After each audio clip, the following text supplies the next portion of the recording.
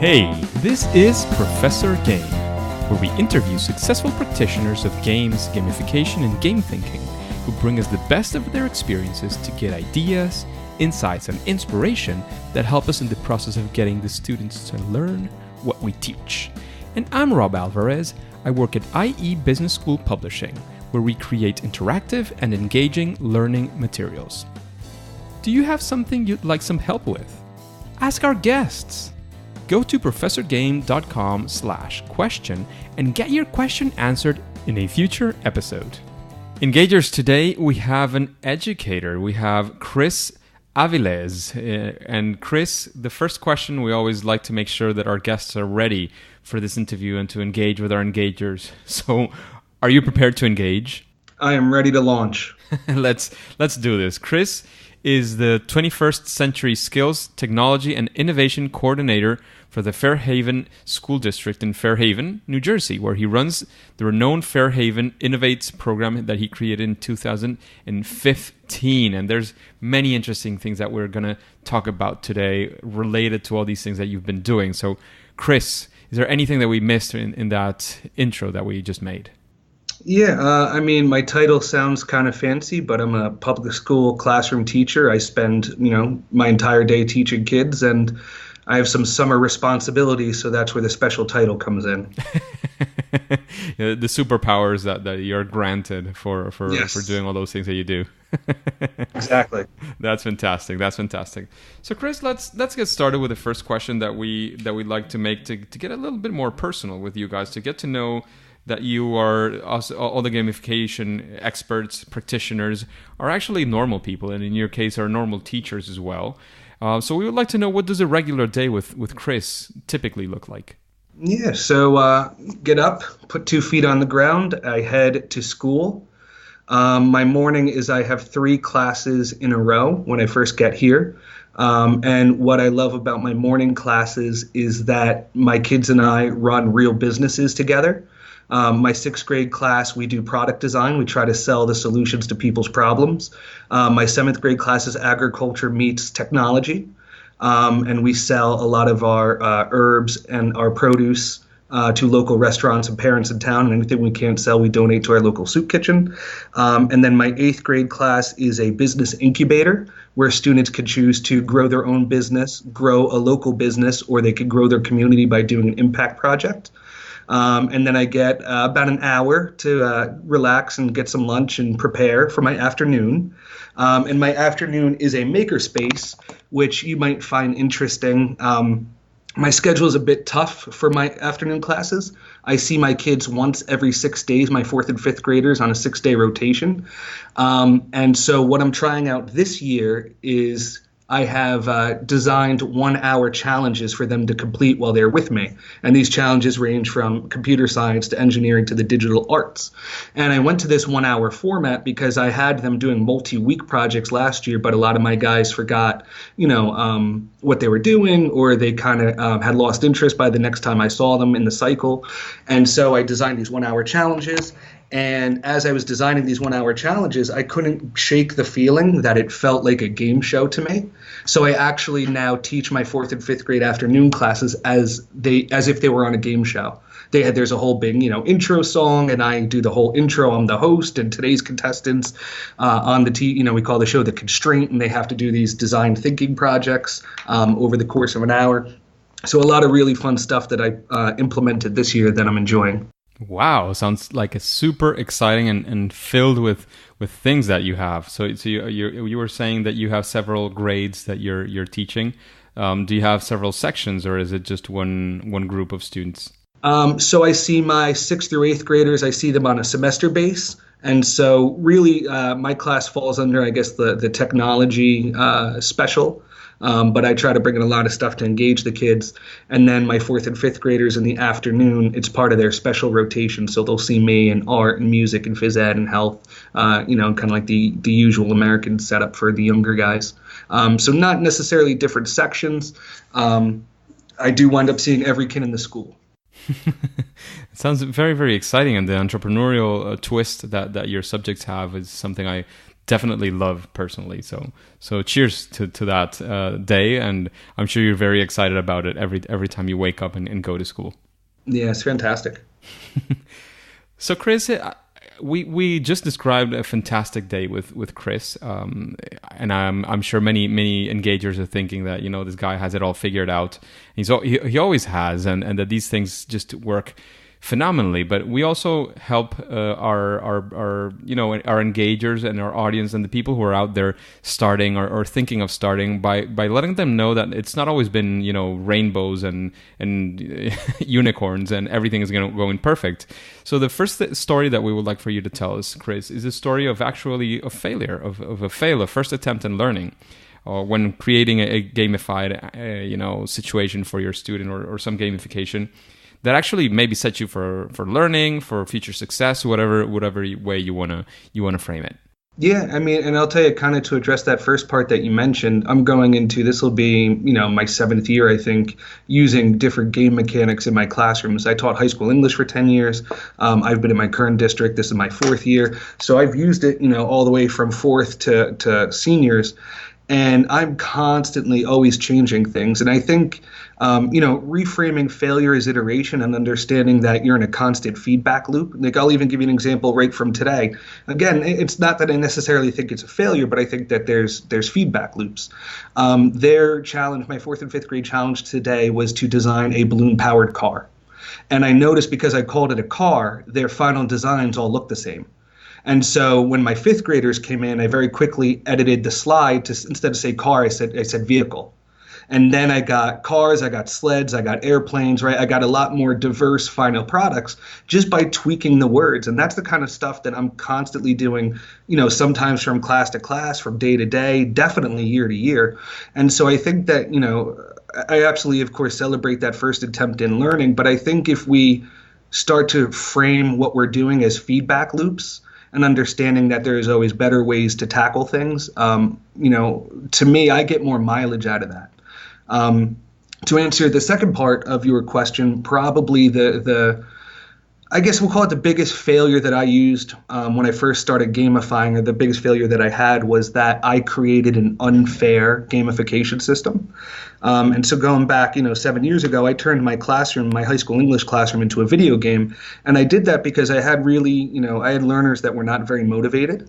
But I noticed that my relationships with my kids, most of it was based around video games. We were talking about what game was out, what game I was playing, what game they were playing. And so the more I, started to think about video games, I started to think of video games as a teaching tool. The more into gamification I got, until I finally made the jump into turning my classroom into a video game.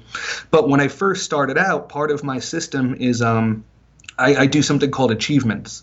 Achievements are completely unrelated to schoolwork, but when a kid completes a heroic deed or displays a heroic trait, I like to reward those achievements. And so when you start to think about that, one that teachers commonly want to do, and I was one of them, was to make some sort of achievement that rewarded kids for helping. And the problem that you have with things like helping and being nice is they are not concrete, measurable metrics. And so the beautiful thing about a video game is, whether you're gay or straight or Jewish, Christian, Muslim, rich or poor, the rules are the same for everybody. But when I was trying to give out these achievements to kids for being helpful and being nice, this kid was nice for 5 minutes, this kid was nice for 10 minutes, this kid helped, more than that kid, but that kid helped better than that kid did in the longer period of time. And I was trying to reward something that was not concrete. And so that very quickly kind of turned on me, because kids started to get mad, and it usually always comes down to the same thing. Why a lot of our students are mad is that's because they feel like they're being treated unfairly. So I actually had to kind of hit a whole reset button. And I do something, that I think we could do better as educators. And that was, I apologized to my kids. I said, guys, I'm trying something new. I really kind of screwed this up. We're going to kind of reboot, and here's what it's going to look like. And so, I had gone back to the drawing board, and I thought, okay, well, what does helping really look like? And so, I'm reminded of a quick story. Is I had one of my favorite kids I ever taught. she came in and she had this big cut on her arm. And she came in and the blood was dripping. I looked at her. I panicked. I tried to call the main office, but hit the wrong buttons. And then she just starts laughing because she had made this gory cut on her arm in art class. She used makeup and paper mache and some paint. And, that's because she, what she wanted most in life was to be a movie special effects artist and stuff like that. And the reason she had made that big cut is because I had asked my kids to remake an Edgar Allan Poe story into a modern movie. And so they had a month to, film these movies and stuff like that. And then we would have a little, screening festival. But, I told her, I said, we got to get your classmates when they come in. So she went back out and they came in and she came in screaming and they all freaked out. And then we both laughed at our kids. But what was amazing is I watched her after, everything kind of died down and all the group said, hey, would you come and do our movie makeup for our movie? And I watched this girl fill up 4 Saturdays of her free time to go do this makeup for other groups that, there was no grade for her for helping other groups. There was nothing other than that was what she was passionate about. And so that's, that was kind of the moment I realized what helping looked like. And so I would make these little achievements and I handed them out digitally or I made little baseball card versions of them. But imagine a picture of Liam Neeson and it said on the bottom, I have a certain set of skills that can make me, a nightmare for people like you. And the achievement was called Taken. And on the back or, on the electronic version, it basically said you were selected because you have a certain set of skills. And that's when I realized that's what helping was, is my kids would go talk to the kid who knows how to code and ask for help. My kid would go talk to, somebody. I had a couple kids that were published in teen magazines because they were really into writing. And kids would ask those kids for help. Can you read my work and stuff like that? And so when a kid was taken for possessing a certain talent, a certain set of skills, they unlocked that Taken achievement. And so it took me probably a good 6 months to realize why gamification wasn't necessarily clicking in that sense in the beginning. And that's because they were frustrated that they were trying to help each other, being nice to each other, all things that we want our kids to do, be a good teammate. But I wasn't measuring it the right way and I wasn't acknowledging it in a way that a video game works. And, a lot of what I do now, I think it's zeros and ones, did this happen or did it not happen? And if it did, or did not, it makes it a lot easier to acknowledge as using gamification. Definitely. And there's many key learnings that we could take from Chris. And something I didn't mention is that Chris is also known as the teched up teacher. So if you're looking for, he's mentioned technology quite a few times. So he's one of those sought after teachers that knows a lot about tech. So this teched up teacher had all this big challenge because he didn't realize some things, and that's when his learning came in. And one of them is definitely, something I really like to take away is that you acknowledge that you had done something that you did not come out as you expected, and it's I think you taught them many more things just by saying that you were sorry that you did screw up and admitting it openly and letting them know that that is okay and that can happen, but that. Of course, if you do something wrong, the best thing and the first thing that you need to do is apologize and say, this is not gonna happen again. I'm gonna try something new. We're gonna try something different, and I'm not gonna do this. And I think the learning they got from that was massive. And of course, how you framed and the whole thing about how to measure the success in your gamification is fundamental, definitely for such a case. Mm-hmm. It wound up working really well eventually, but it took probably, I'd say, 2 to 2.5 years before I got my gamified class to where I wanted it to be. I ran it for 3 more years, and then I had to come to my new district here in Fair Haven, and I started the whole system all over again because it was different clientele, different ages. And, somewhere in between all of that, I realized that if you're gamifying and you're kind of doing this stuff in your classroom, there's never an end point. Like, the game's never over. I'm always reinventing and rethinking and jiggering and changing and reordering, all this stuff. And so if you have kind of like that growth mindset and you reframe failure as iteration, you just realize, it's actually fun for me now to rethink how to make the class better, how to make the game better. I spend a lot of my free time jotting down notes, and just, what I love is when the kids come and bring me suggestions. A lot of times, like with those achievements, things that they, wanted to be rewarded for, they're like, wouldn't it be cool if we got an achievement if we made our essays go viral? I was like, oh my, that's amazing. Yes. And then, well, but it was funny because it pushed me, going back to the technologies, infusing technology, allows teachers to be more and do more. And so I thought to myself, okay, well, how can I make an essay go viral? I'm having them handed in on paper. Well, I stopped giving paper essays and I had them start blogging. And instead of handing in essays, they had blogs that they shared with me. And then all of a sudden I was pushing it out on my social media. They shared it on their social media. And we had a few posts, that would get 2, 3, 4,000 views, because it was, kids were excited to write it. They had more of ownership of their writing, and they knew that there was a wider audience. So that meant that they were always going to do better when they know somebody beside their teacher is going to grade it. And to me, all of that stuff comes from just different ideas of gamification and not being afraid to reframe failure and constantly improving. Definitely, and I love Chris is here just dropping value bombs left and right. So this is being a fantastic interview, and it's going to continue to be such. And Chris, precisely because you were talking about this blog and this achievement that you got for doing that, can you tell us a quick story as well about some success that you had, something that you would say you're proud of, something you want to show off to show off is a word, but I don't know, that you're really proud of and that you would like to talk about in this interview, related to gamification, of course. Yeah. So, I think maybe one of the big takeaways when I talk about gamification and I try to convince people to at least consider some part of it.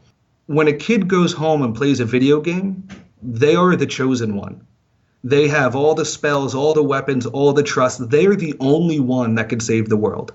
However, in school, most of our kids, we don't even let them go to the bathroom without permission. And so I always kind of framed it and say it like the game trusts the kids, the game believes in the kids. We kind of got to do similar. And so, I can point to a couple different stories throughout, my career, but they all go back to this idea that as I trust and believe in the kids. I think a lot of times teachers make their decisions based on their worst kid and what their worst kid is going to do, when I think we need to make our decision around our best kid and how we can elevate, their self-esteem by treating all of our kids as the best kids. And then you just manage the exceptions, the kids who don't fall in line. And I think since I kind of changed that mindset and I looked at the way a video game, tries to engage a player, that's the way I've tried to engage students. And just from the fact that I think that I believe them and I trust them and often kids will say, wait, I could do that. And I say, yeah, a lot of great things happen. I mean, when I was teaching high school English, we were doing a lot of, group work and stuff like that, and working in teams and a lot of presenting. And, because I believe whoever's doing the talking is doing the learning. So my kids were constantly presenting and updating on what their projects were. My kids got frustrated because our classroom did not meet their needs. I had a carpeted classroom and their chairs, didn't have wheels. So watching kids drag desks and just get frustrated that it was so hard to work together, that I actually came in one of the mornings and, a couple of the kids kind of said, we want to talk to you about something. And they went on this thing about, how they wanted to try to get a new classroom. They wanted to do like a classroom makeover, and they had this whole idea about how they were going to do it. And I said, yeah, let's do it. And so I think, I maybe took 3 hours out of the week, out of like maybe the month. And we filmed like this little commercial, and the kids, made it fun and interesting. And they wound up getting a sponsorship from KI Furniture, and they completely came in and redid our classroom. And that had nothing to do with me. That wasn't even something I had ever thought about, but it was something, I guess, through gamification and the way that I treat them and I think about my kids, empowered them to do so. Because thinking through gamification, right, I think about the student experience more than anything. What is it like to be a kid in my classroom? Is it fun and exciting? Just like I'm sure game designers do. Is my game fun to play? Like, that's my number one question now is my classroom fun? Right. And, fun is a gateway to learning. And so I kind of took that attitude with me here with the little guys. And the reason why I run the businesses and I treat them like, real, like it's a real business, and we have business names and business cards. And, my kids will tell you, I'm a shareholder in FH Gizmos, or, I'm a product manager in FH Gizmos, which is our 6th grade business. There's a little bit more pride. There's a little bit more empowerment. And so in my 6th through 8th grade business classes, we've had some unbelievable clients. Last year, we fulfilled a manufacturing contract for Slack, the big communications company. This year, we have Skype. We're doing a marketing campaign for Skype to help them promote Skype in the classroom. In my 7th grade class, we work with professors from Rutgers and the Master Gardeners to, kind of play around with how technology can help grow, in different environments and different ways, fruits and vegetables and herbs that, people can sustain themselves on. My 8th grade class, we have 12 local businesses that hire us to help grow their business, and my kids do social media marketing. My kids, I have one kid who's doing like a whole storage system for one of our local game shops. And I think if and entrepreneurship, number one, I think is a great way to, have kids solve problems. But number two is like the idea of we're running a real business. Like to me, that's part of gamification because I'm putting a narrative over top of what I have to teach. I could totally teach entrepreneurship and different math concepts with worksheets, or I could do pretend companies. But my kids make real products. They sell them for real money. They fulfill real orders that come from real people in our community.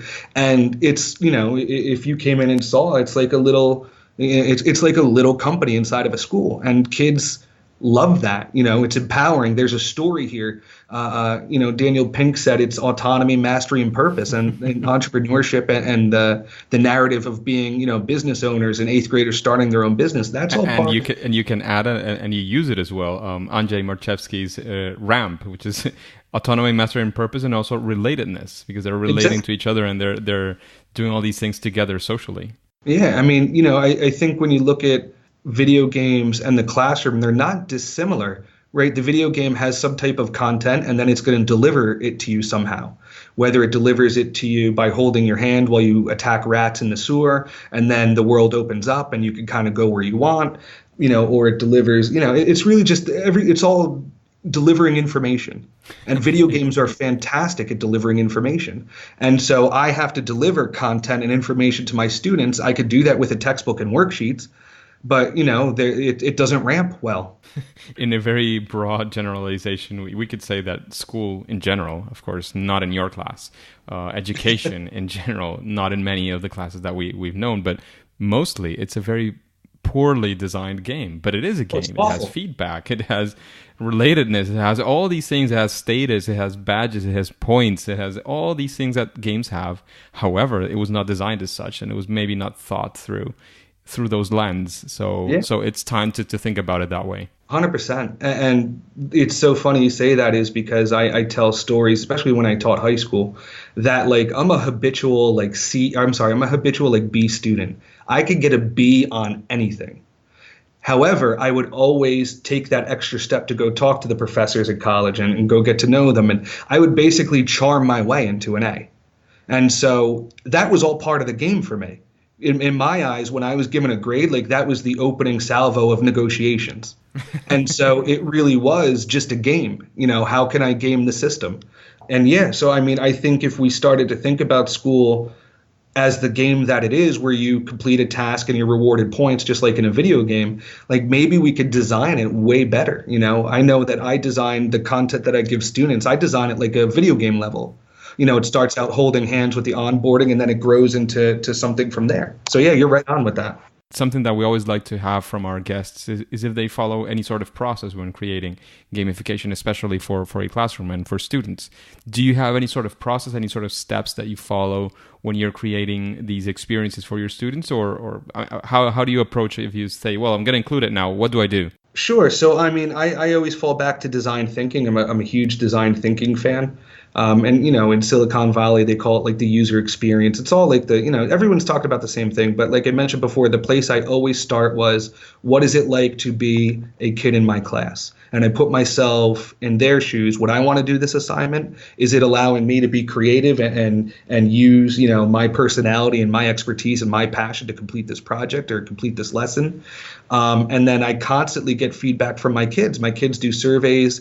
I'll let my kids do anonymous surveys, or I'll have them come talk to me, at the end of a unit or a marking period and face to face. And I'll say, what are you thinking about this class? I constantly think, would somebody buy this class if I was selling it?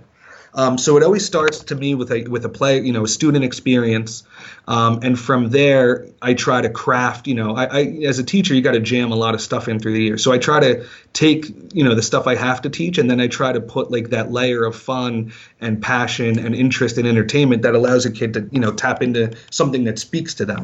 And then the other big part is just feedback loops. Is I'm not afraid to change. I'm not afraid to change a project even in between classes. So I'll assign, something to a class, and I'll realize by the end, like, you know what, I don't really like that. And I'll change it before the next class even walks in. And then I'll go back and apologize to that first class and say, guys, you know what, I kind of actually came up with a tweak on this I want to put in. So I think not being afraid to iterate as quickly as humanly possible. I'll talk to some teachers who are like, oh, I only, change or update my class once a year, or maybe, every marking period. I change things almost like on a daily basis. Even if it had to be like on a minute by minute basis, I'm not afraid to change things to make them better.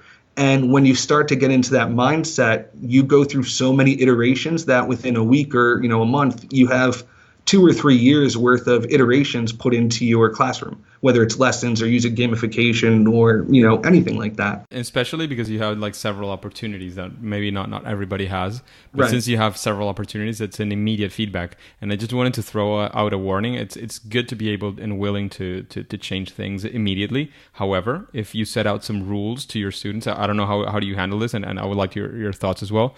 But in general, if you're going to, when you set out some rules, changing them is a very complex process if you Right. set out some specific rules. So if you're going to from one class to the other, maybe they didn't have the rules that the other class had, so it's like a safe place there. But if you're within an activity, especially when it involves grading, because students can get very nervous about grading, you have to be careful about changing the rules. So what are your thoughts on that, Chris? I think I'll push back a little bit because you are correct that changing the rules is a very complex system. But part of apologizing, besides modeling for the kids, it's okay to make mistakes and it's really not that big of a deal most of the time. The other thing it does is really uncomplicate things for me. And I basically tell the kids, guys, I made a mistake, or what, I made a poor decision. I don't like the way that is. I feel like people are much more forgiving when the rules change in a transparent way than if you change them and maybe kind of, I don't want to say be sneaky about it, but like you're not. Yeah, definitely. And so really it comes down to me, would I rather play a game that has bad rules and have to play the game to the end? Or would I rather start a game that has bad rules and then all of a sudden like the rules change because there's an acknowledgement that the rules are bad? Like I'm in the second camp. Like I rather, like, if I'm, if things aren't going wrong and somebody steps up and says, hey, look, I know these were the rules, but like they were bad and here's the new rules and we're going to kind of, everyone's going to be still, held to those. I'm okay with that. You know what I mean? It's I don't, and again, that could be me personality wise. That could be how I translate it to my kids. But I've always had a lot more success when I was open and honest about having to change something rather than like I mean, I've had kids call me out and be like, Aviles, this is like a stupid idea. Like, that's a dumb rule, or why can't I do that? And I'll just go, hey, you know what? You're right. Why can't you do that? Guys, we need to make a change. Here's why. My bad. Restart. To close up the subject, but there's another set of rules that you do have there and that are not changing, and those are the meta rules that you're establishing from the start, that the rules can change and that there can be improvements. So if you have those meta rules as well, you're making the students comfortable in the situation of constant change. So that's part. I mean, there's always a set of different levels of rules, and if you set that rule from the start, it's definitely. I mean, I completely agree with you, Chris. Definitely, especially because you've set them into that mindset. And the meta rule is the rules might change, but they will change for the better, or at least we're striving for that. And you can call me out. So all those things together make your these kinds of decisions very successful, as it seems in your classroom. Oh, I like that. I never thought about it like that. Learned something new. Just a quick break before we continue with this episode. If you've been enjoying this podcast, I would really appreciate if you share it with your friends and family and on social media. On Twitter and Instagram, it's @RobAlvarezB and the hashtag ProfessorGame, all one word. And in Facebook, you can find the Professor Game page. Thanks in advance for your engagement. So, Chris, now we're going to move into what we like to call the second part of this interview, where we, instead of going for the story, we're going for some quick answers. And the first thing that we would like to know is if there's anything, any element or any best practice, you can call it, that you feel any gamification of a classroom or of a student experience could benefit from. Two things. Number one is gamify attendance. I've had a lot of success, and there's a lot of research to back that if you gamify attendance, your kids will show up more.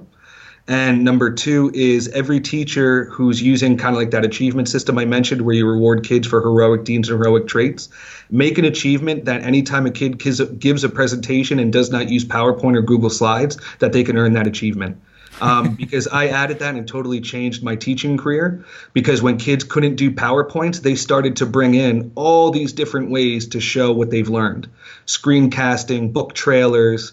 That's how I started with Minecraft back in the day, as I had a kid build Romeo and Juliet, Globe Theater in Minecraft. So I think those two things.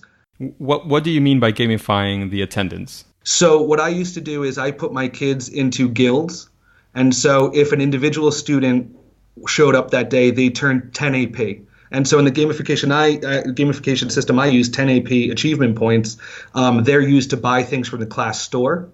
And so 10 AP if the kid shows up, 25 AP if their whole guild shows up, and then the whole class got 50 AP if every kid was in there. And I actually tracked attendance over the last few years, and my kids showed up to school 20% more than other kids in a non-gamified class in my high school. And that's because we suffered from, it was a very tough high school, and we had a lot of issues with absenteeism. But I found that by gamifying attendance and just rewarding kids and being excited that they showed up, they were more likely to show up more. Exciting. So it's something to implement if you feel that could benefit your class, because if you have a certain, maybe not an issue, but if you want to increase or reduce your absenteeism, it would be a great strategy. Mm-hmm. And Chris, what would you say is your favorite game? Anything from the Fallout series, and I play Overwatch quite a bit. Fantastic. Is there? I don't know if you've heard the previous interviews. We've had 50-something episodes by now. But is there somebody that you either haven't heard or maybe would like to listen to in an episode like this one in Professor Game? I'm not going to necessarily give you a person.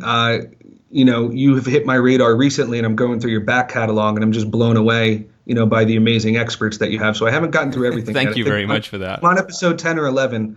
But I'll tell you the type of person I would love you to talk to. I am obsessed with alternate reality games. If I was not a teacher, I would start an alternate reality game company.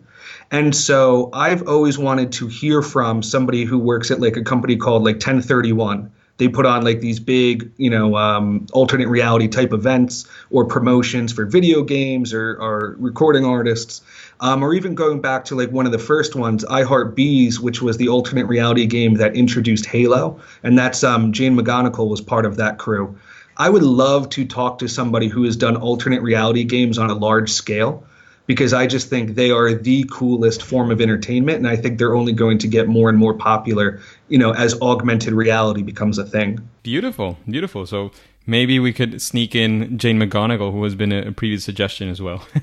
Yeah, that'd be really cool. I'd love to, talk to her, not just about the work she does, but that previous work she did on the I Love Bees alternate reality game. If you haven't seen or, kind of researched into what that alternate reality game was, it was awesome. Sounds very cool. I'll try to sneak in some time to look at that as well. Is there any book, Chris, in that same vein that you would like to recommend to the engagers? Think of teachers like yourself who have maybe never thought of gamification or haven't still dared of using gamification. Would you recommend something to them? Yeah, I'm a big fan of Mike Matera, who's another educator. He's got a great book out that's enjoyable. Matt Farber is a professor at, I think, University of Colorado now. He's got a couple books out. But I would more suggest just reading a diverse range of authors, because everybody's version of gamification is very different. And so I always try to walk away from reading a book about gamification or game-based learning. I always try to walk away with a couple things that I can implement and add to what I do. So I mean, those two guys are two standout authors I always enjoy reading. But I also try to get my hands on everything, even as an educator going into the business world and seeing how they do things. Kevin Werbach from University of Pennsylvania is a friend of mine, and I always enjoy his work that he does in the business world with gamification. So I think just drawing on inspiration from a variety of authors and fields is only going to make your version of gamification better. Definitely. So, Chris, what would you say is your superpower when creating gamification in the classroom? I am relentless. Adding gamification is not something that teachers get paid extra for. It's not something they have to do to catch a paycheck. And when you're gamifying, especially just starting out, it could become frustrating and overwhelming. To be able to stick to a system for a school year, it takes a lot. And so if I had a superpower, it's just the fact that I'm relentless. I'm not the best at anything. I'm not super talented at anything, but I can outwork pretty much anybody. And so just consistently making things better and not quitting is probably one of my strongest personality traits. Okay, that sounds like a superpower, definitely. And Chris, we're arriving to this sort of gamified kind of question because we don't know what the question is going to be. We're going to pick it randomly, and here we have this one. Okay, this looks interesting, and it makes sense for you, I think. Okay. This person is asking, would it be possible to design games in some or all areas to teach in schools?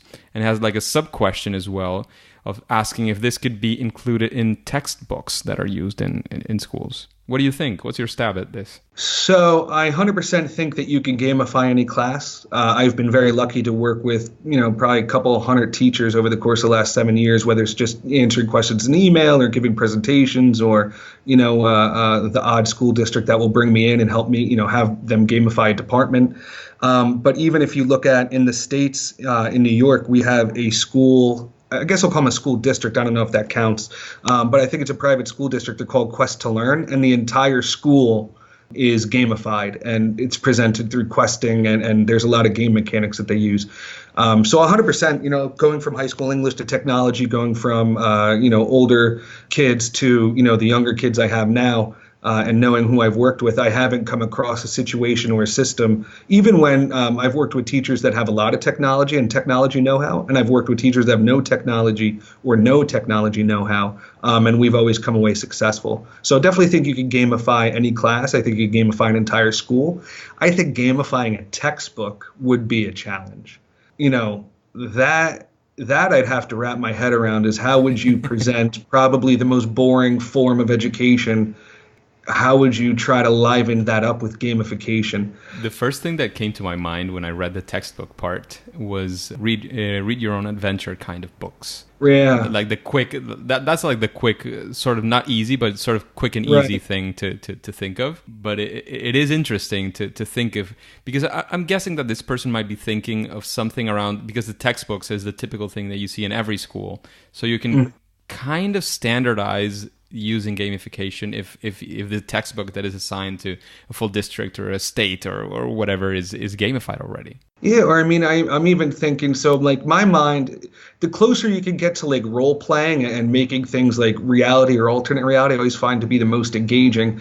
So like even like a choose your own adventure, I wonder, can like you reframe a textbook as almost like a Dungeons and Dragons type of thing, where you take on the role of a character and you roll some dice and the book walks you through an educational type of story. I don't know, but that would be tough. I mean, I think maybe instead of gamifying the textbook, we should just burn them all. That's an alternative always. Yeah, maybe we'll just start there. And change the whole thing. Yeah. So, Chris, we're arriving to the end of the interview. Is there any final advice that you would like to give to the engagers? I think just going back and the 2 or 3 things I always like to try to stress is put yourselves in your player's shoes, build quickly, and don't be afraid to rebuild. And then I think if you approach everything that you're doing from the perspective of your best kid on your best day and your best lesson, rather than trying to plan for your worst kid or your least favorite lesson, stuff like that. I think if you approach it with the right attitude and you're willing to commit to an extended period of testing, I think you can be successful at gamification. Just think about your kids, build quickly, rebuild often, come at it from a positive, this is going to work perspective, and commit yourself, to one lesson or one marking period or 1 year before you throw in the towel and give up. This is going to work because we're going to make it work, is the only thing I would add to that. I certainly agree with that final advice. Well, Chris, let us know how can we connect with you if the audience wants to get any more of Chris. You have a webpage? Do you have social media? Where can we maybe ask you more questions? My social media, my blog is all under the same name. It's Teched Up Teacher, TECHED Up Teacher. That's my Instagram, my Twitter, my Facebook, and that is my blog. That's my email, chrisaviles@techedupteacher.com. And as always, I'm always super stoked to connect with anybody who wants to talk gamification. Fantastic. Thank you very much for all your words, all your wisdom, all your experience that you have spilled, all those value bombs you've been dropping left and right during this interview. But now it's time to say it's game over, Chris, I'm afraid. Well, thank you. I am super excited to have been here, and I am loving working through the back catalog, and you have a new fan, so. Thank you. I really take that to heart. Thank you, Chris. You got it. Hey, Engagers, thank you for listening to Professor Game Podcast. If you want more details of this interview with Chris, go to professorgame.com/podcast/053. There you can also subscribe, and that way we can be in contact and you will have exclusive access to opportunities that Professor Game might have for you. And have you realized that we are just about to hit the 1 year mark? Yes, we are. So the next episode, we're going to have a special anniversary episode. If you would like to listen to that, subscribe using your favorite podcast app and listen to the next episode of Professor Game. See you there.